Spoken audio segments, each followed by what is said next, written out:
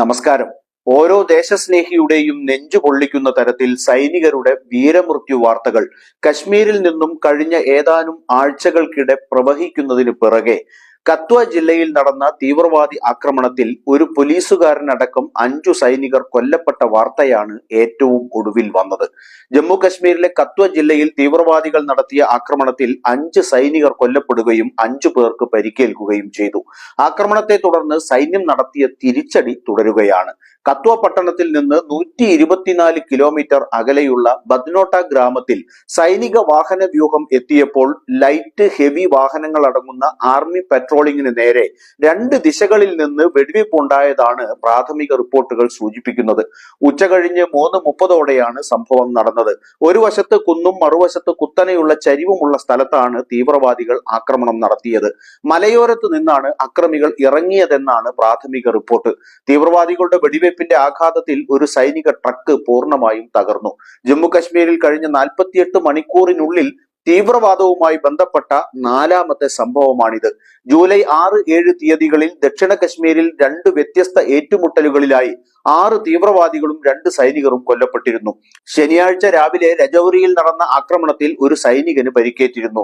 നേരത്തെ ജൂൺ 11-12 തീയതികളിൽ നടന്ന ഇരട്ട ഏറ്റുമുട്ടലിൽ 2 തീവ്രവാദികളും ഒരു CRPF ജവാനും കൊല്ലപ്പെടുകയും 6 സുരക്ഷാ ഉദ്യോഗസ്ഥർക്ക് പരിക്കേൽക്കുകയും ചെയ്തിരുന്നു. ജമ്മു മേഖലയിലെ ഇരട്ട താഴ്വരകളായ ചിനാബ് താഴ്വരയും പിർപഞ്ചൽ താഴ്വരയും ഈ വർഷം വർദ്ധിച്ചു വരുന്ന തീവ്രവാദ പ്രവർത്തനങ്ങൾക്കാണ് സാക്ഷ്യം വഹിക്കുന്നത്.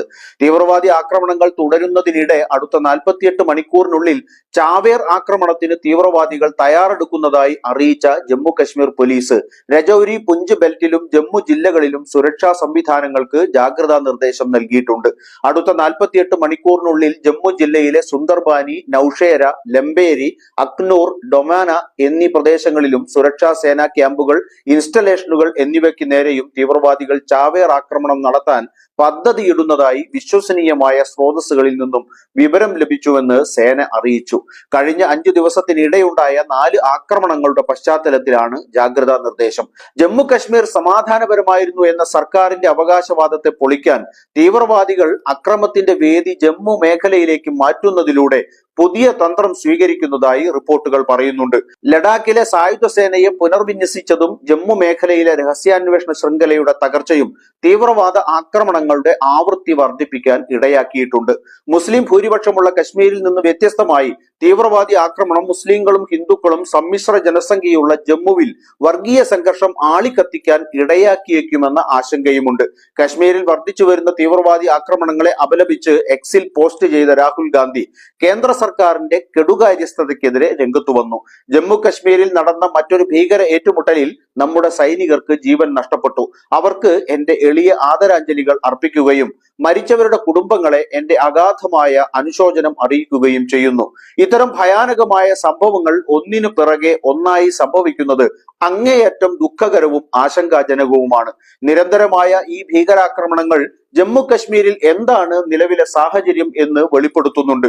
BJPയുടെ തെറ്റായ നയങ്ങളുടെ ഭാരം പേറുന്നത് നമ്മുടെ സൈനികരും അവരുടെ കുടുംബങ്ങളുമാണ്. ആവർത്തിച്ചുള്ള സുരക്ഷാ വീഴ്ചകളുടെ പൂർണ്ണ ഉത്തരവാദിത്വം സർക്കാർ ഏറ്റെടുക്കണമെന്നും കുറ്റക്കാർക്കെതിരെ കർശന നടപടിയെടുക്കണമെന്നും ഓരോ ദേശസ്നേഹികളായ ഇന്ത്യക്കാരും ആവശ്യപ്പെടുന്നു എന്നും രാഹുൽ എക്സിൽ കുറിച്ചു. കശ്മീരിനെ കുറിച്ച് കേന്ദ്ര സർക്കാർ നടത്തിവന്ന അവകാശവാദങ്ങൾ പൊള്ളയാണെന്ന് തെളിയിക്കുന്ന സംഭവങ്ങൾ അടിക്കടി ആവർത്തിക്കുന്നത് അത്യന്തം ആശങ്കയുണ്ടാക്കുന്നു എന്ന് പറയാതെ വയ്യ.